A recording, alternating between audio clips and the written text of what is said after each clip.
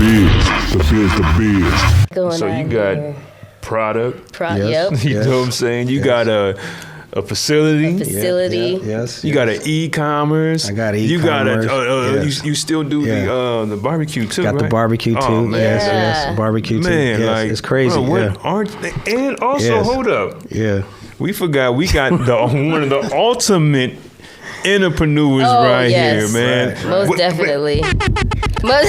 Listen, Let's go. Listen, Let's go. one of the ultimate, man. So we Yep. definitely got to touch bases on this. Yeah, Yes, we do. definitely. Because our first time meeting, man, I don't even remember. That was, I think, at the studio.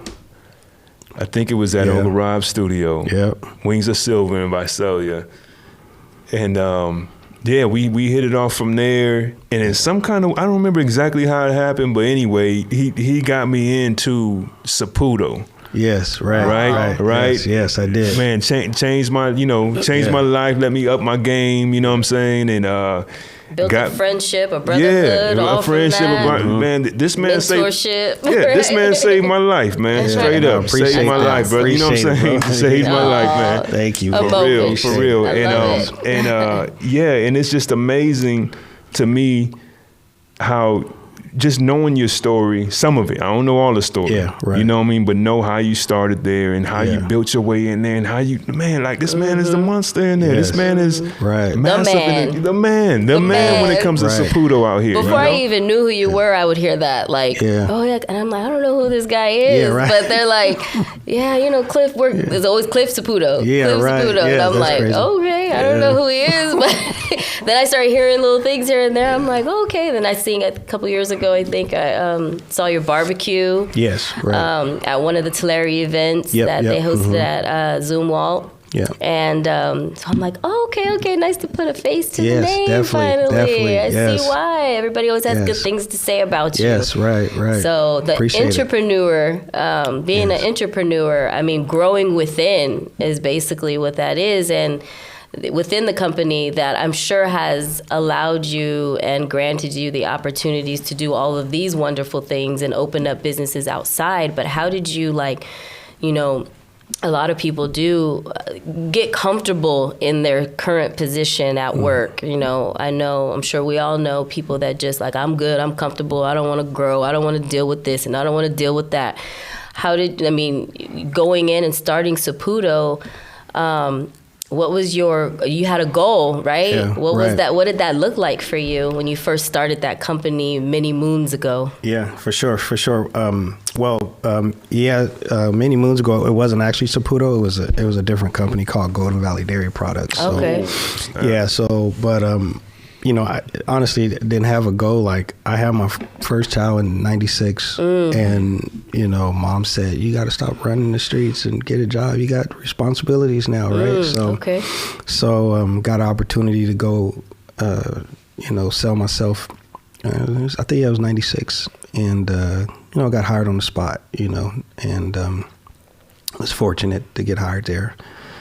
How old were you, if you don't mind me asking? 21. I was 21 when I first got my job there. I was 21. Yeah, actually, a shout out to my mother-in-law. She's the one that set up the interview for me. Oh, nice. Yeah, she's the one that set up the interview for me. So she wanted to make sure I was making some money. Yeah, I guess, or something. Right. Got to take care of my grandbaby. Yeah, so she set up the interview for me, and got hired on the spot. And, my first job in that building was palletizing boxes, It was palletizing boxes. Wow. And, it was tough. And,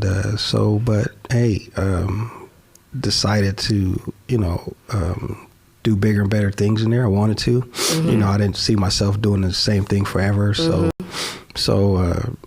I, just started watching people and what they do, and kind of reading a lot of books on management and leadership and those things like that. At what age? I was shortly after or a while after? I would say probably, because I've always been a person that's been into I would say kind of philosophical, right? I think, when our family reunion where everybody wears the shirts and the cousins got different names. Mine was Mr. Philosophical Cousin. Oh, wow. You know what I mean? So I've always been very philosophical. Right. So I've always gravitated towards old spirits and like old books and reading things like that. So old souls. Yeah. And it's crazy because I've always had such a great relationship with older people. All through my life, I found different relationships with older people that just was like, wow, just soaked up a lot of things. Yep. But I was 21 when I got the job. I would say probably a couple years after that, I became an operator in there, and I started running some of the lines. And I always had a passion to want to master things. When I looked at things, I looked at, okay, how can I be the best at it? So I think one day I got on a line and I said, okay, everybody's running a line. Well, how can I make this line be the best line in the facility? So I ran my line faster. I ran it cleaner. I ran it all the ways that people wanted to see it run, and it was paid a lot of attention to details. And when the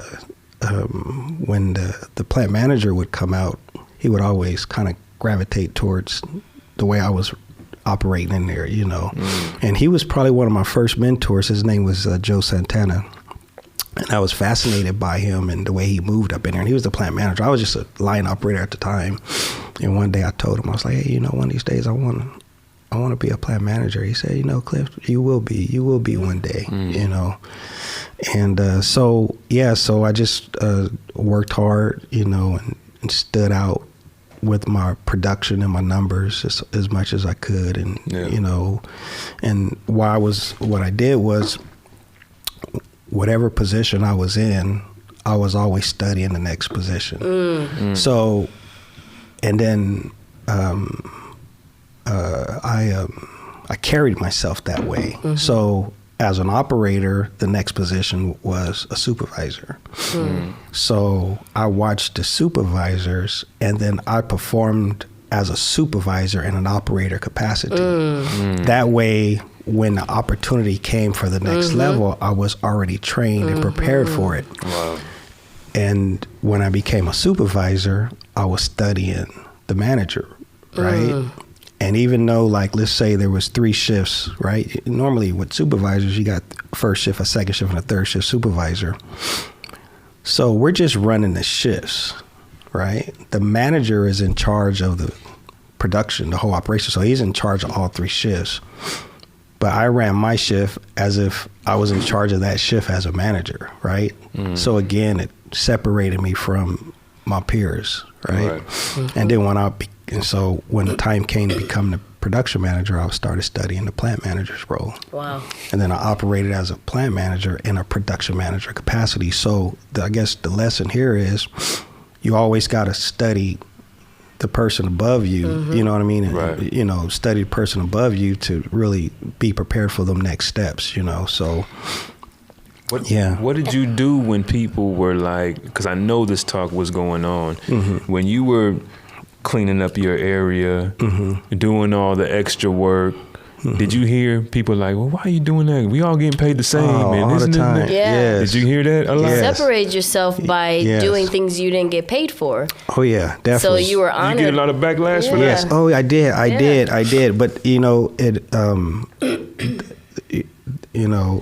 after a while, you kind of raise the bar when you do it.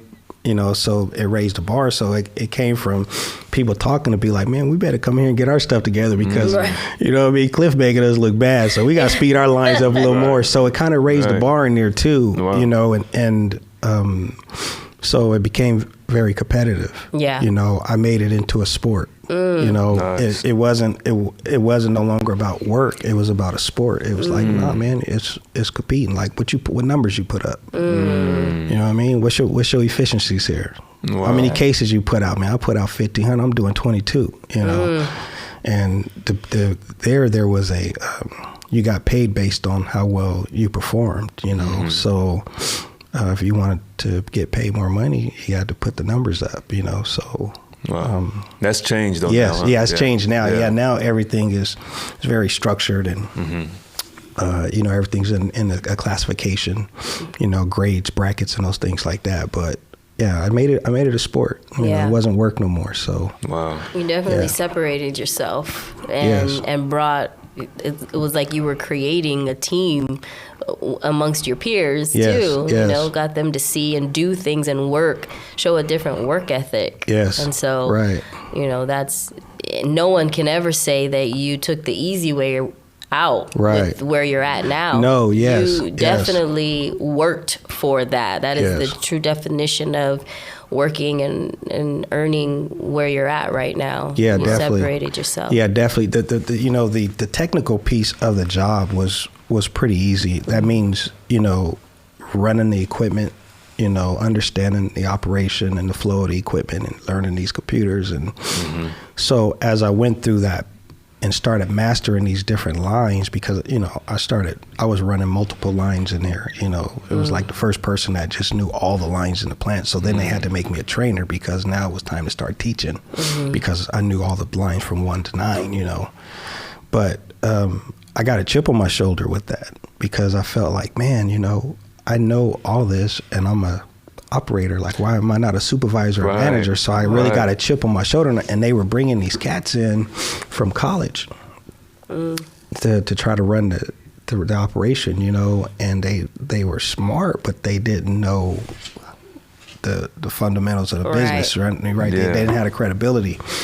So one day, you know, I told the manager, like, man, you need to make me a supervisor, you know. Like, you know, I feel like you guys are, you know, not appreciating my hard work, and I know everything out here. Like, why are you not hiring me as a supervisor? And one day he brought me up. He said, okay, we got a supervisor position open. You know, you ready? You know, take it or leave it. Put it on the table. And I took it, and I was happy. And like, man, I'm gonna do well, you know. And the minute I went out there, I found out that I was a horrible supervisor. Oh shoot! At the beginning, I was a horrible supervisor because now you dealt with people. Yeah. And the difference between the technical and the people is the machines don't talk back. Right? Yep. They don't talk back. And so when I got the human aspect of it and dealing with the people, I had to open my eyes to a whole different ballgame. So I spent a lot of my time understanding and learning about people, reading books about leadership and management styles, and philosophical part of you. Right. And develop my management style from that. And today now it's probably one of my biggest strengths, you know, because I sharpened that, you know, very well up in there. So.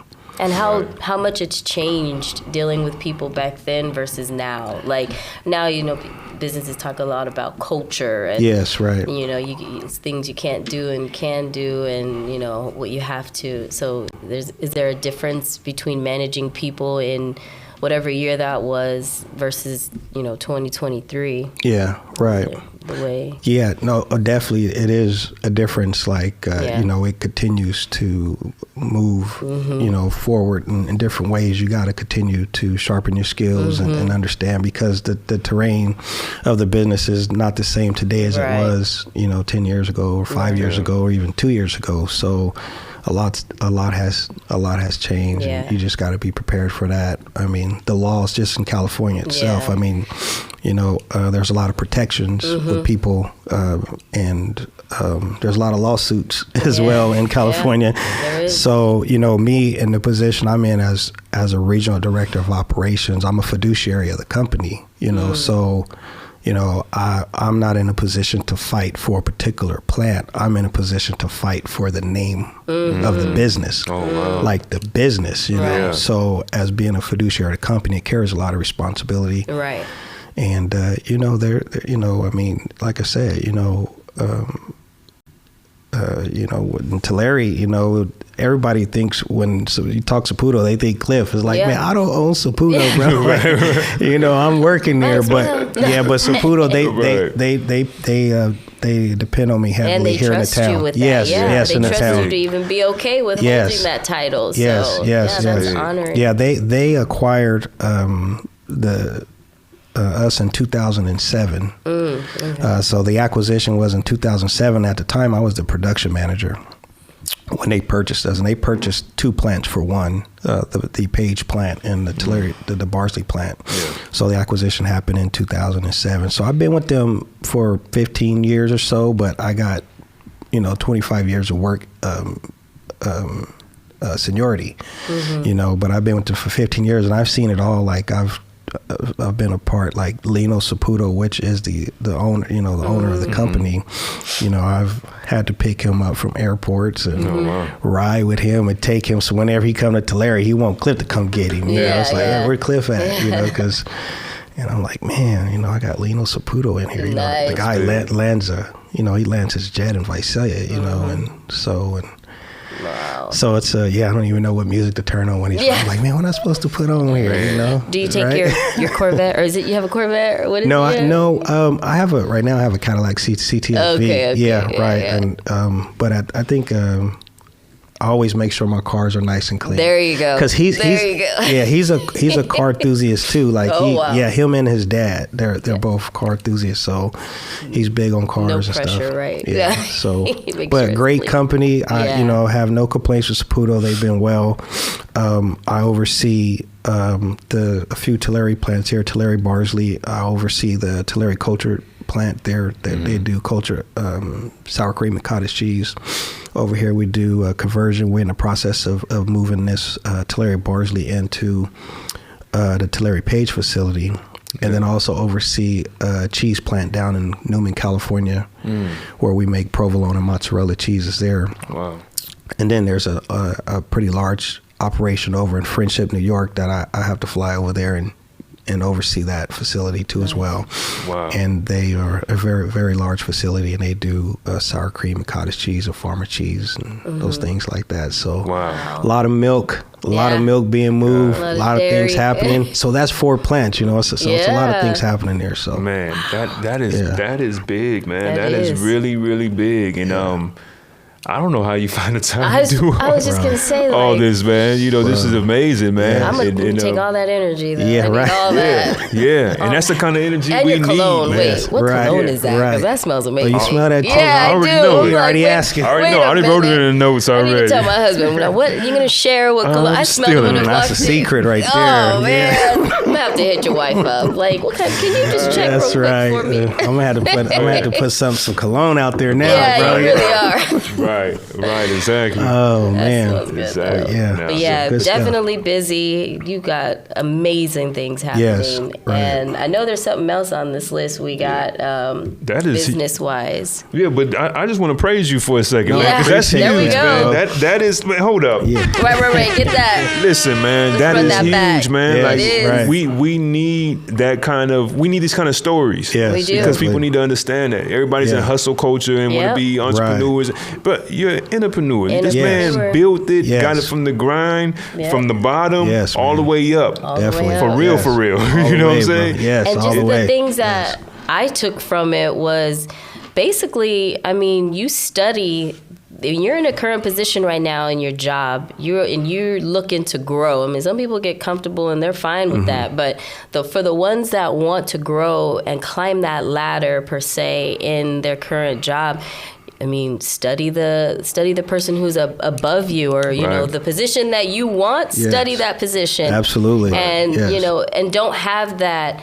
Well, I don't get paid enough, or I don't get paid to do that attitude. Right. You can't have that attitude when you're trying to grow within. You have to work and do and separate yourself and go above and beyond and separate yourself. I know a lot of people that I even work with, they're like, well, that's not in my job description, or, that's not what I get paid for, or whatever. Then you're never going to grow. You're never going to climb. You're never going to get to where you want to do what you want to do in that business. So definitely. that's pretty much what I took from that. Yeah, definitely. You hit the nail on the head, and like what when people talk about success, and I think, you touched on a little bit, everybody wants to be successful, right? But thing is they're not willing to pay the price for it. And part of the price of that at the beginning is to do more and receive less. And a lot of people right out the gates is looking for a tick for tat. I do this, you pay me. Right. I do this, you pay me. And throughout my career, I've had to take 2 steps back to take 1 leap forward, So you have to be patient. You got to be willing at the beginning to do more, and receive less, But if you just weather through the storm, those things will come back 5-10 times more than the sacrifices that you made. So yeah, it's in this industry, talking the manufacturing industry, our people, and I'm talking our people of color, they have a hard time surviving. We've seen them. I got friends that are still working for Suputo and stuff, and we talk about it all the time. And we see our people come in there and they don't last. They don't last. And I don't know why to the extent, but it's that tick for tat. It's they're not prepared to want to put a little more work in than what's necessary. But you have to do that in order to weather through that storm. So, but. And everything in life is like that. Yeah, definitely. Everything. That's what you learn. Like everything is. Yes, like nothing goes out of what you just said. Nothing goes out of that. If you want to be successful, and nothing goes out of that. Yes, right. No matter what field you're in. Yes, right. Yeah, I've helped. It's like I'm just thinking about the amount of people that I've hired. My time in Tulare. Like I would put my pedigree up against anybody in terms of how much I've given to people in the town that a lot of people are not even aware of, like things that I've done for people and gave them opportunity, and they've had the opportunity to either succeed with it or not. And whether if they didn't succeed, I didn't hold that against them. I just wanted to make sure that they saw that I was here to help and I was a resource. But so. And pretty much the rest is up to them. I mean, you give the opportunity. And I think that's what people fail to realize is no one's going to force you or make you work hard. That's up to you. Right. Like, you could provide all the opportunity you want, but if they don't exercise and on that and expand on that, then that's up to them. Yes, you can bring them in the door, but the rest is up to them. Yes. It's not like you can't force nobody to work hard. You can't force nobody to be successful. Yes, you can. So you understanding and not knowing, not taking that to heart, or not taking it, like, well, I ain't helping nobody else out. You know what I mean? Like, that's big, because a lot of people would do that. Like, I ain't bringing nobody else in. I bring folks in and they don't want to work, or they don't want to do that. Like, you understand that that's, once you get them in the door, all right, y'all, this is your time to shine type thing. You do with it what you want to do with it. Yes, you can absolutely. grow as high as you want, or you can stay where you're at. But, I think what keeps you riding for the people though, man? I would have been like, man, forget y'all a long time ago. Right. I did exactly what you said. That's a good follow-up question though. What keeps you doing that's good. Grinding for the people? Man, I never really gave that too much thought. What keeps me grinding, but I really. I think about like our area here in Tulare, and a lot of our my friends and family, like they are very stagnant, and they feel that this is it. This is in the circumference of their knowledge is just Tulare, and I just want people to understand a lot of times, like, there's so much more to life that you could be doing, and the opportunities are out there, and just show them that you can do whatever you want to do. You just got to put the work in for it. And so I want them to experience things outside of just a 9-to-5 in Tulare. Like, you can own your own business, you can go where you want to go. You just got to be willing to put the work in. So. Yeah. I'm sure you see a lot of yourself in a lot of these people too that you bring in, like 21-year-old just need a job, like yes, whatever situation they're in. Yes. When you 21, you just had your first baby, you needed a job and Yes. needed an opportunity. Absolutely. And so I'm sure you come across that, Oh, right? yeah. Yes. A lot. Like, let me just give this brother or Yes. this sister an opportunity to yes, many a make times. something. Yeah. And some of them are dead great. That's got to motivate you Yes. to keep going with the grind, Yes, right? definitely. Bringing That's a folks huge in. motivator. Yes, and seeing them succeed, and I'll be like, oh, Yeah, man, that's good. I know, right? Yeah, you remember. Then they forget. Yeah. They forget who helped them. It's shoot. like they forgot. You know? Oh, dang. They get amnesia around here in the town. I'm telling man. you, they forget. Y'all heard it. Y'all better stop forgetting who put you on. They forget. Boy, I'm That's telling. Like I crazy. said, the amount of people been, it's crazy because, the amount of people you help. Yeah. In the private sector, Yeah. it's not always public. It's private because it don't need to be public. But Right. Won't even acknowledge that. So they'll see you on Facebook and can't hit a like button. You would help them check. Yeah, you would brought a whole check into their house, bro. Right. And, we would see you won't even hit Yeah. a like button, but we just laugh that stuff off, man. It's very small to us. It's Like petty. the money is a scoreboard, bro. Yep. We do this for different reasons. We do this to help people. We want to see people well. Yeah. And we want to bring shit to the town. Yeah.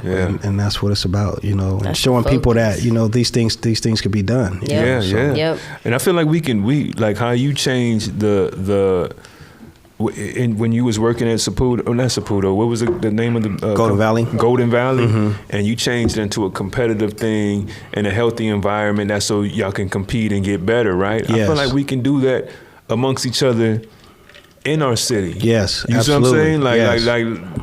that's the whole point of what we're doing. You know what I Yes, mean? It's just absolutely. like sit down and talk and figure out what it is and see how we can contribute. Yes. And start bridging these gaps, man. Yes. And start connecting these dots. That's so we can step it up. So Yes. we can see a change because there's no reason why it can't change. Yes, At yes. all. You No, know what I that's mean? so So we true. commend you for Yeah. sticking it out for the peoples. You Yes. know, Absolutely. Definitely, and helping- definitely. and contributing to Larry as a whole. Yeah. You know what I'm Yes. saying? The All Central around. Valley as a whole. Yep. You know. Yes. And it's really big. And Yes. people have It to is. realize that, man, because it ain't about your immediate thing that's happening to you in your little circle right Right. there. Yes, It's a right. bigger picture. Right. It is. You know, Huge. Yeah. it's a bigger picture. You got kids, your kids is gonna go out. It's a Yep. bigger picture, man. It's a huge That's picture. facts. Yes. Yeah, Yes, yeah. it's a Facts. huge picture. Yep. Definitely. Yeah, Yeah. definitely. It's, yeah. So- Yeah. I get people, still they'll see me somewhere and they be like, "Hey, you still barbecue me some ribs?" Like they really think like that's all I do is barbecue. I swear to God, I think people think that my living is Yeah, barbecue. it's- They have no idea Yeah. how much is going on in this brain. Like they think I'm you Like, I'm going to just barbecuing? stop what I'm doing and go And fix you barbecue, some ribs. yeah. Like, Right. and dang, I think you they eat- think that. That's like, crazy. Yeah. So, but now you guys know. It's a Yeah. lot going on. It's Yeah. not is. just one thing. So Yeah. What about the future with you? Like, what's going on? Like, what do you think? What's the next step besides these business? Where do you see yourself at in 5 years doing? Like, what else you want to add? Oh, yeah. Is there anything that in particular that you want to add for to sure. it that you can Yes. talk about? Oh yes, yeah. Okay. for sure. I mean, I got like I'm always looking, years, 2 years, 5 years ahead. Yeah. So I got things laid out. But there's a couple other projects. Like I said, I need to get these off the ground. The Absolute Body Armor and the Sea Moss, and they're ready to take off. But I'm on to the next. That's what we do as entrepreneurs. Like people don't understand. Like there's no stopping. Like we're going to continue to go, and Right. there's no arriving. At least not right now in my near future.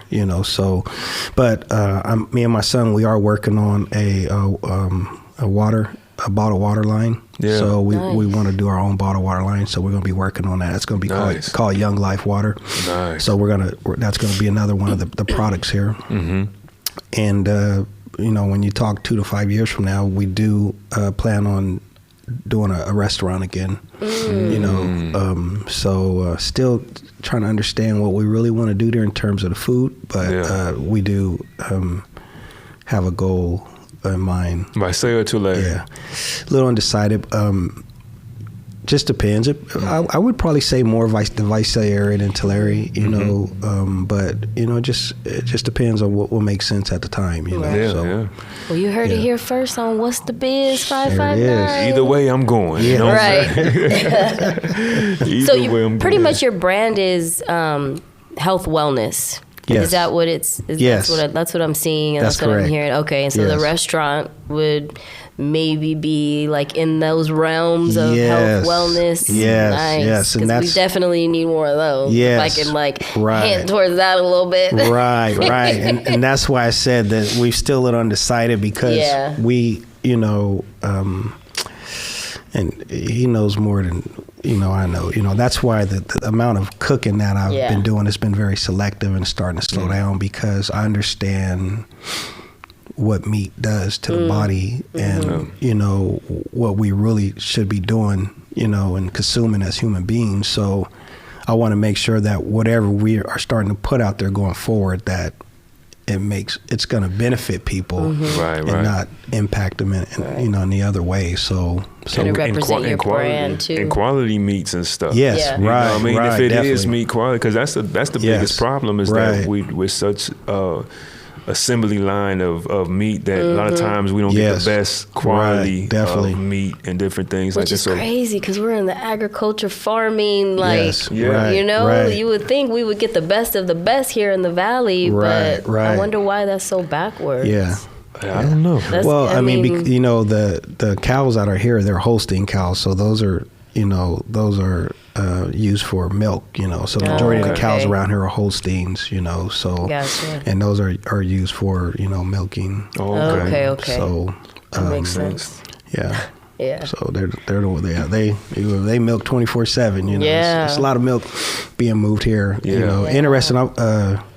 You know, I was just talking to a gentleman down in LA about the composition of milk and you know what it's made of, and they had no idea. I said, you know, like 80% of milk is water. I'm like, no, really, 80%. I said, you know, when we pull milk in and we take it through a process which is skimming milk, you know, we're skimming off the fats and the proteins and the solids and the ashes and the minerals. It's only 15-16% we're pulling off of that. The rest is water. Oh, wow. You know, and then we take that and we further process that. You Yeah. know, and that goes through a filtration process where you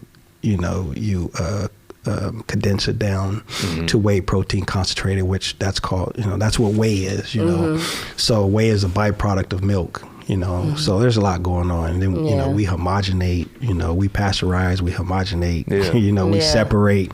I said, people have, that's just one room what we're doing with milk, you know, Yeah. all this stuff you got to know about it. But yeah, it's great. And another thing, an interesting fact about milk and cheese is what people don't know is that it's a 10-to-1 ratio.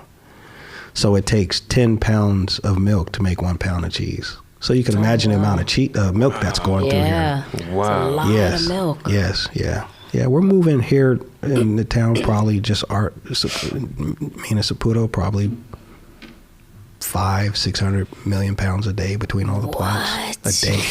A day. Y'all didn't know that, but there's some fun facts A day. about milk and Wow. dairy, and day. those are Yeah. some big numbers. Numbers, yeah, hundreds and hundreds of That's trucks lined insane. up. Yeah, yeah, and if the plants stop, you know, you got to do something with it because it's coming. Yeah. you got to. Wow. Yeah, so That's why my husband freaks out when plants get shut down. Yes, I mean, things right. get shut down. He's in the Right. dairy industry too, or the Yeah. milk and all that dairy Yes, stuff. But definitely. wow, I Yes. didn't know that. a lot That's of milk being amazing. moved. Yeah, so Yeah, I didn't know that either. Wow. That is crazy. I mean, I know this is kind of off subject, but the robotic milkers. Do you guys like deal with any The of farmers that? use 'em? The farmers, Yeah, right? they use 'em. my Yeah, uncle's like absolutely. a sales rep for dairy, and he was Yes. talking about the robotics, like how things are changing with that. oh like, yeah, yes, yes, Everything's changing. yes. Yeah. Out of all your businesses, I'm curious to know, like, what would you not what would you not compromise on when it comes to like businesses? What will you never compromise on with your business? I mean, your brand. You think about your brand, right? Your brand is that's you. That's your name. That's what you stand for. And what will you never compromise on with your businesses? Yeah, no, that's a good question. I never really thought about it that way, but now that you said, the first thing that comes to mind is quality, you know, and I think, Jay hit on it. Yeah. Like if I'm gonna do something, I'm gonna do it right. Yeah. If people know that. So, sometimes, because now with business, there's this chase to be the cheapest. One time somebody was selling a cheeseburger for 99 cents, and somebody said, "Man, I'm gonna give you 2, right? I'm gonna give you 4." Yeah. So it's that's a lot of money. So now the businesses are trying to race to be the cheapest, Right. and it's really, so with that goes quality, and now it's about quantity. The sodas were 8 ounce and 16 ounces. Somebody said, "Man, I'm gonna give you a 32 ounce," and now somebody built a 64 ounce. Now they got 128 ounce. Somebody walking around with 128 ounce, crazy. container full of sodas. So Yeah. So quality at the source. Yes. So you gotta, quality is key. You want quality products. You want to do things in a quality way. Yeah. You want to use the best materials, the best. You don't want to shortchange what you're doing. So Yeah.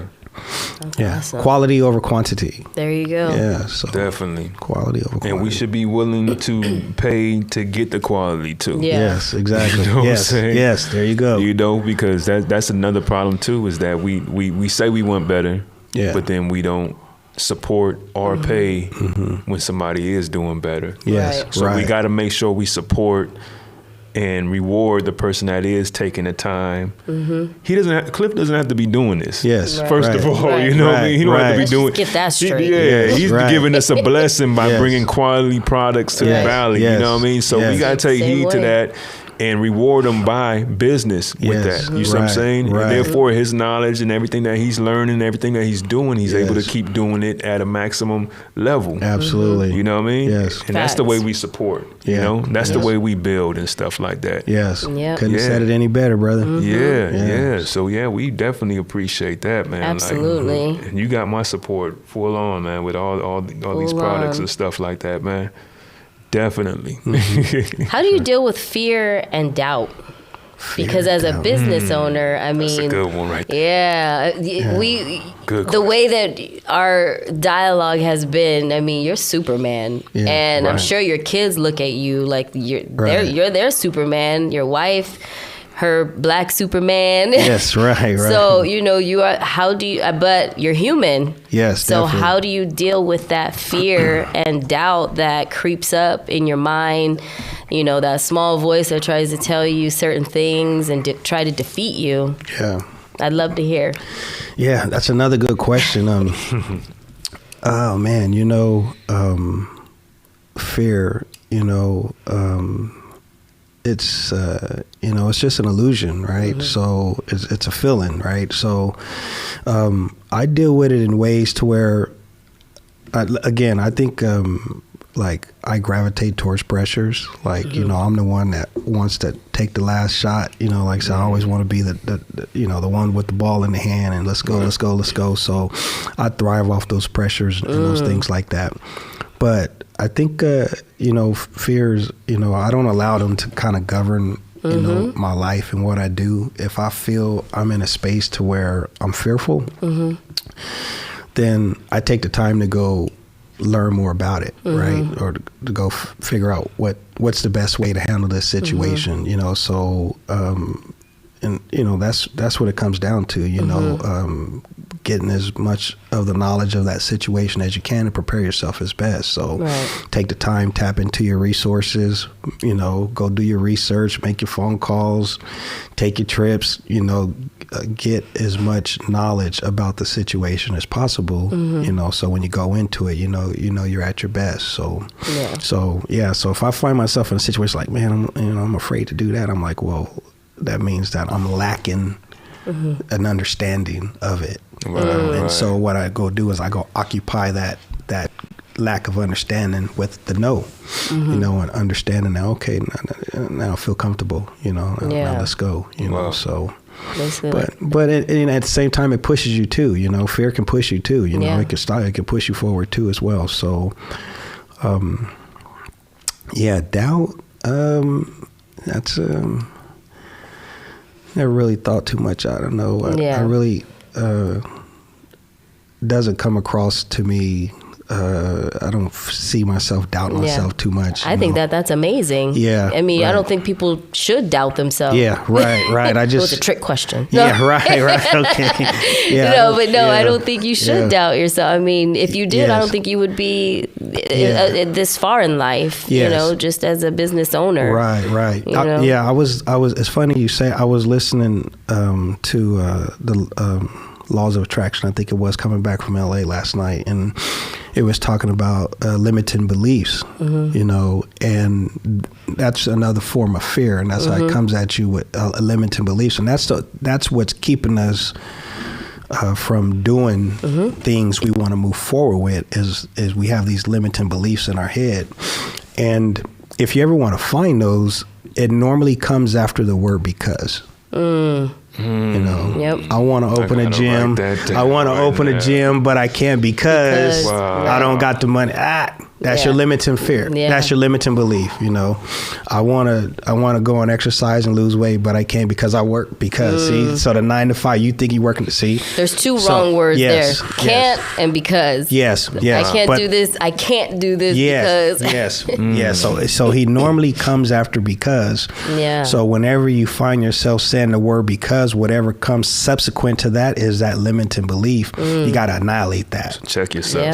So now you're starting to change those energies, right? Yeah. Now you're starting to change. You're allowing him. I called him last night.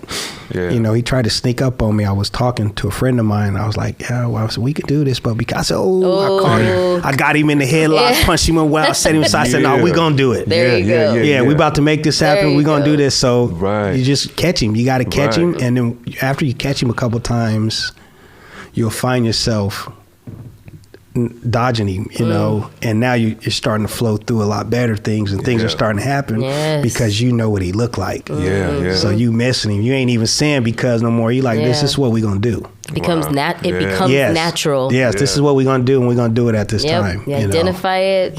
Knock it out. Absolutely. And keep it pushing. Yeah. So that's awesome. How you eliminate those fears like that. Yeah. You got to find them and put them in a headlock, punch him around, set him aside, and keep moving forward. Was that an Audible you were listening to? You said, or it was Audible. Yes, Laws of Attraction. Yeah, Laws of Attraction. Laws of Attraction. I think who's that? I think that's either Robert Greene or Napoleon Hill. Either one of those. I think that's Napoleon Hill. It might be a Napoleon Hill. Yes. Yeah. So, but that's like I said, that's that old school knowledge right there, right? Man, but that right there, identifying the problem is something I didn't learn till way later in life. Yes, right. And it's sad, you know what I mean? Yes, It's sad, but it's so true. You got to identify one because it becomes easier and easier.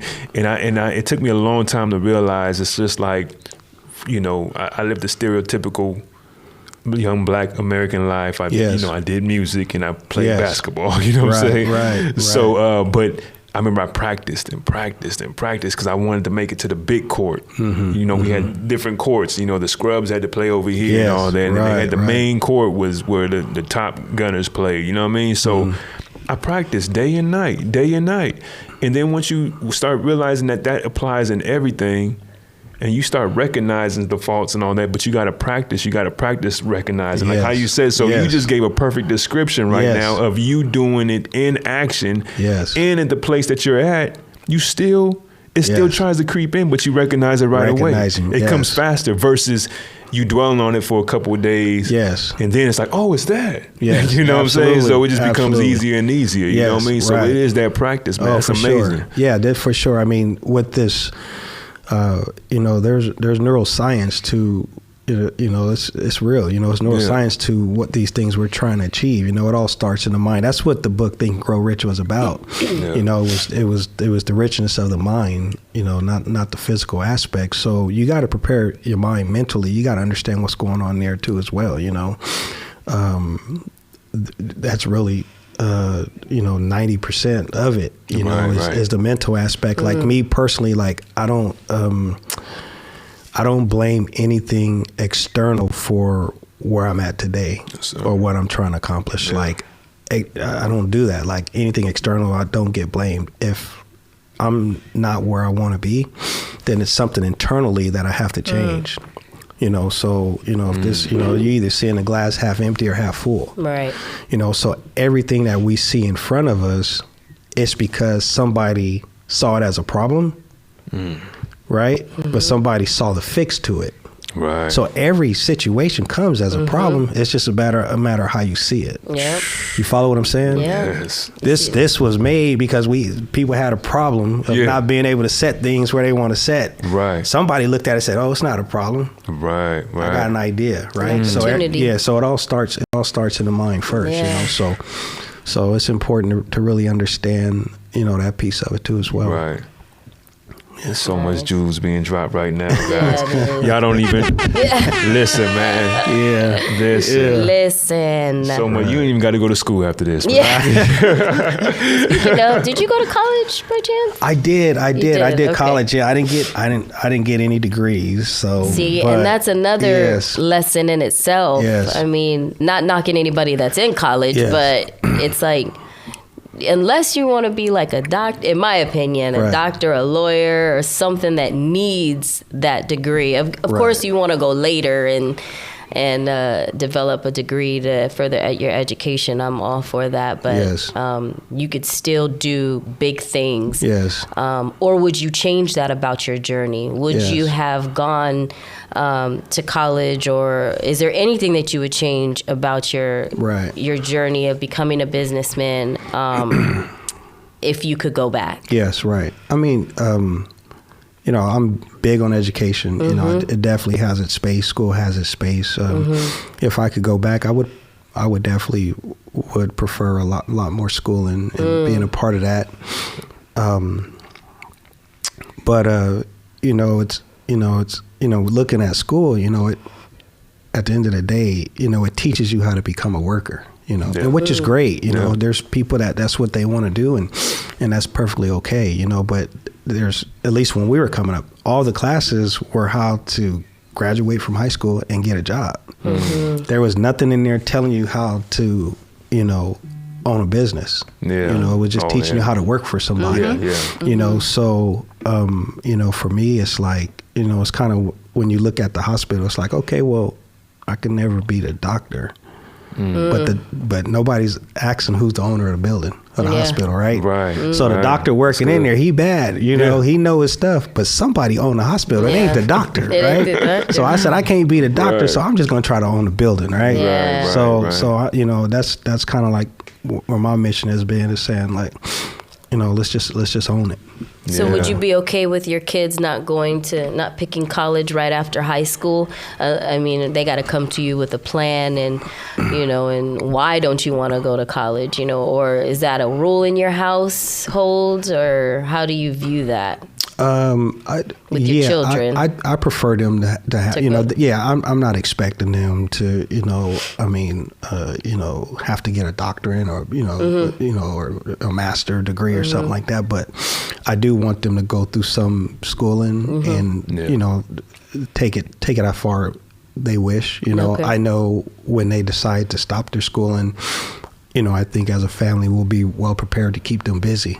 You know, so we're going to be well prepared to keep them busy because pops ain't going to be working as hard too much longer. So while they're, you know, capitalizing on their opportunity to go to school, I'm kind of in the background, kind of setting the foundation, you know, up for them.